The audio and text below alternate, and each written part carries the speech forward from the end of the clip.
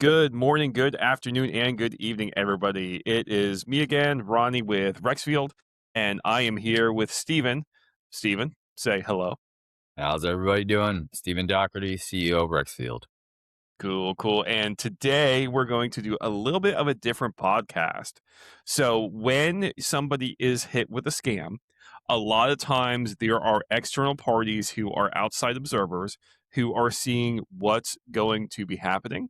They are in a position where they're trying to help out, but it doesn't always go as planned. So when that happens, what are your options? What do you do? Where do you turn to? And specifically, we're going to be talking on the non reporting of certain types of scams. Because again, a lot of times you're always told to report the scams, but there's a lot of times where that scam goes unreported. So, what do you do? How do you work through that? And what are some of the stories that happen? So, Stephen, pass it over to you.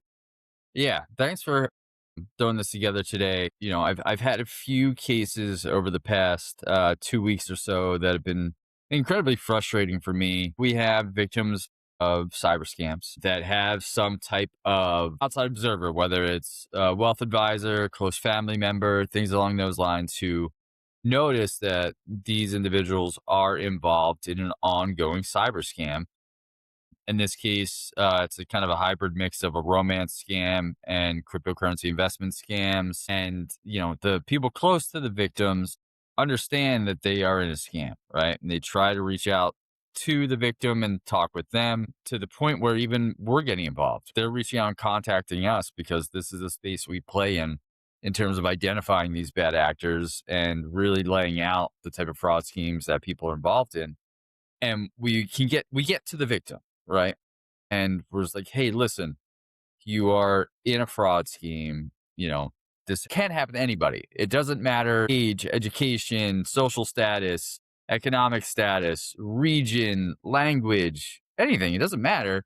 These bad actors are so good and so complex that when they attack anybody, they're incredibly convincing. And we know this. It's $1 billion a year, billions of dollars per year industry to convince people to send their money in, whether again it's the romance scam, the investment scams. And the victims are so taken aback for whatever reason that they are involved in a fraud scheme that they don't want to report it.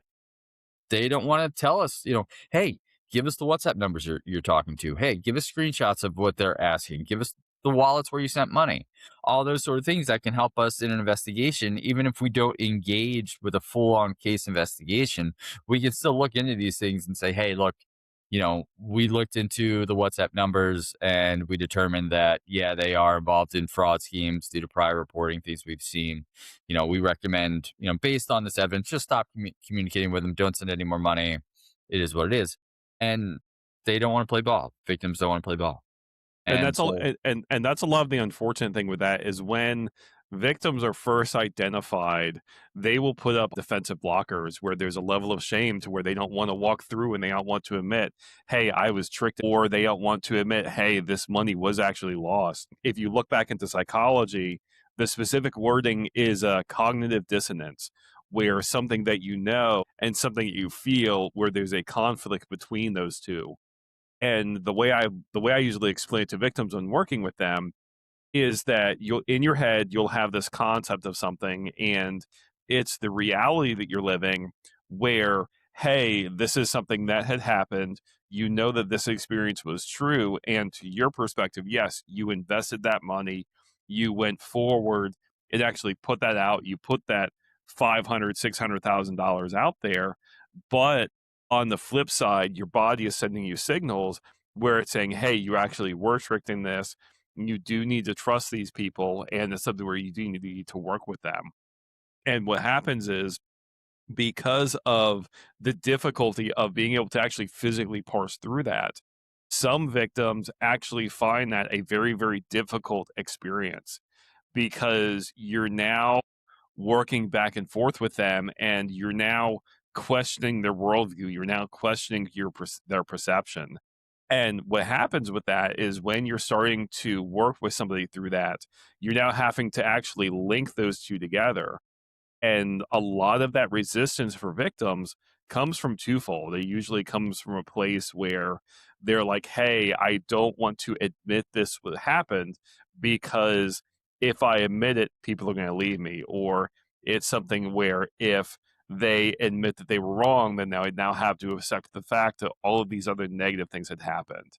And because of that, it becomes very, very difficult for many of the victims to actually move through that. Yep. Yep. And I get that. And it's just one of those things where, It's addressing these frustrating. things. It's very, Yeah. very It's frustrating. and Yeah. even my brain's kind of churning in that I'm trying to internalize, you know, what that would feel like for a victim of one of these fraud schemes. And just we're so lucky enough to work in this space to be able to identify Mhm. these things up front. But just kind of the thought process that I want people to, if there's one thing to take away from my ranting here today, is that if you experience that cognitive dissonance, if you feel it up front where this may be too good to be true, or there are these red flags, don't ignore the red flags, right? Because things will only get progressively worse, right? These bad actors will convince the victims to send more money, to part with them with whether it's money, whether it's PII, whether it's account information.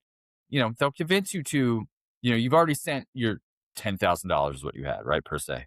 Then you tell them, hey, I can't send any more money. I'm out of money. They're like, don't worry, don't worry. We just need a bank account from you to make you whole here. Give us your bank account number. And then when our money comes in, we'll put it right in your bank account. Mhm. And now, not only are our victims scammed and conned and taken advantage of in a romantic sense, financially, they've already sent a ton of money. And now they've just been turned into money launderers for cyber criminals, right? See how it's getting progressively worse, Mhm. right? And Yeah. so if we look at these things up front and see them as they come in, we can just stop so much pain, you know?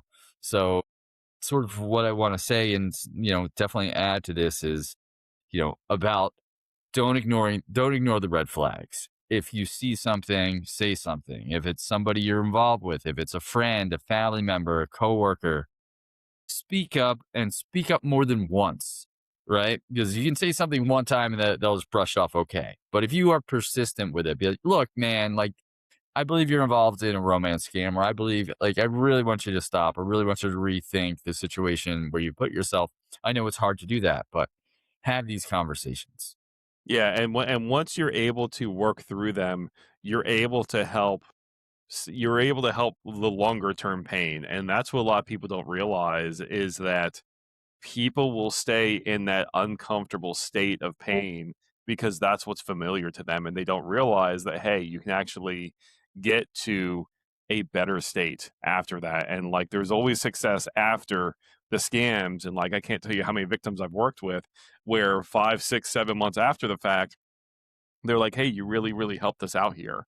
And it's something where you can have that healing afterward, and it's very important to do that and just to kind of say, hey, when you have somebody who's taken with that, send this episode to them and be like, look, there is something that's going on. There is a lot of this emotional pain and discomfort, and there is success after that. There is a thing that comes back after that once you be able to start working from there.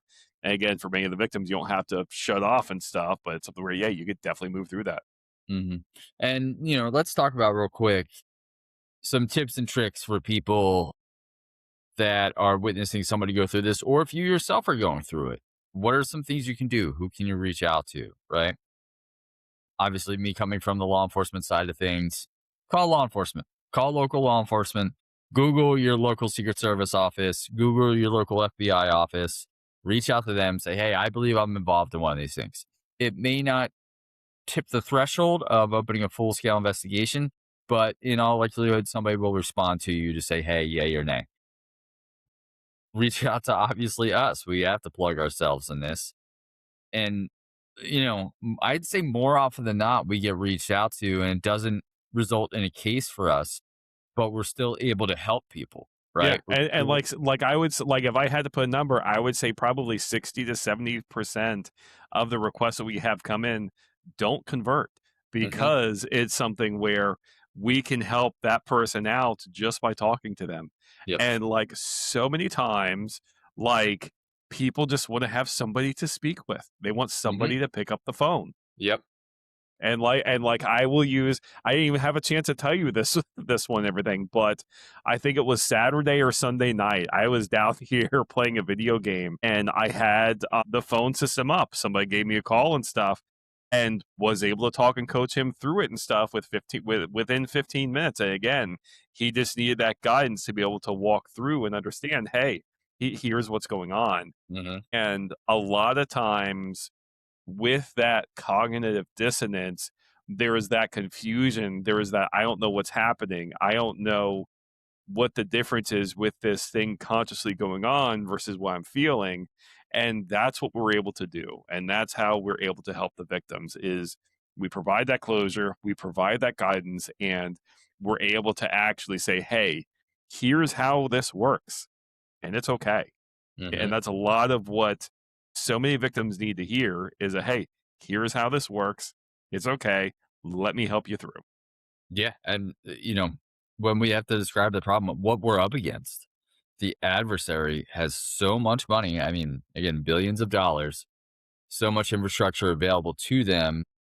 We could even say that there are some foreign governments that are backing some of these as well, or at least allowing these fraud schemes to exist and operate in their country. Say we're not gonna say, well, there might be some. There There, fucking are. There yeah. absolutely fucking are. If you Hmm. go look at Burma, if you go look at Myanmar, the government that's over there is facilitating a lot of these things. We have documented cases where relatives of them have been contracted and doing some of the call center activities. They're involved in drug trafficking. They're involved in international laundering.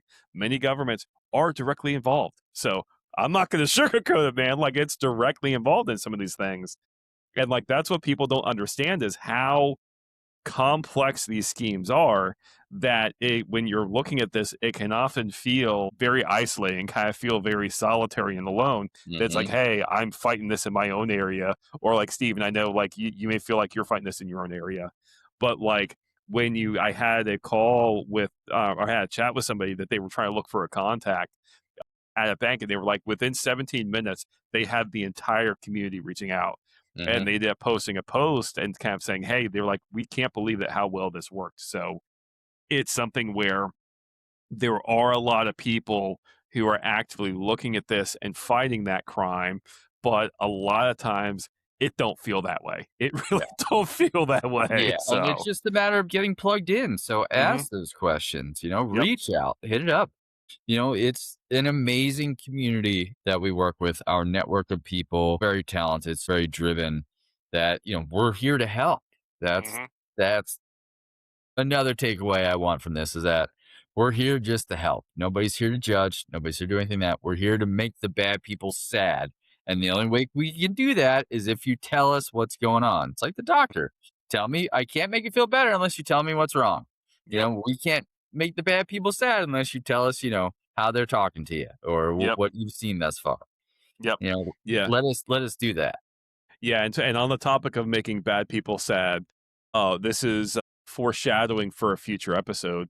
We had somebody who's been impersonating Rexfield for the last 2 months. I tracked them down. I found them. I'm now conversing back and forth with them. So we will soon be giving the topics and discussions of Mr. Anderson and his stories and Eh, who and where he is. So that's definitely making bad people sad. Not like, hey, you don't impersonate us. We will make your life a living hell. So, but back to the topic, help the scam victims where you can, try and be there for them, and know that psychologically, the reality is some of them will self isolate and will kind of go back. And again, that's not a testament to the work that somebody's doing or somebody isn't doing. It's a survival response. And a lot of times when that person does that, it feels safer to them to step away and not be involved than to try and engage. But when they do finally come out of that hole, being there in a non judgmental way will definitely help them be able to move through. Agreed. Thanks Yep. for letting me get this off my chest today. Dude, absolutely, man. Absolutely. It's a rough, rough industry. It's hard working the stuff, and like people don't understand the emotional discomfort that goes along with this. And like, it eats me up every single day. So it's a matter of knowing that, hey, we're fighting that bigger fight. Appreciate it. All right. Well, that's Yep. all I got. Yep. So everybody out there, look out for one another, report these, talk about it, and let's tackle this problem together. Yep. And with that, that is the episode. Be excellent to each other. Have a great day. And Ronnie and Steve with Rexxfield Investigates out. Take care, everybody.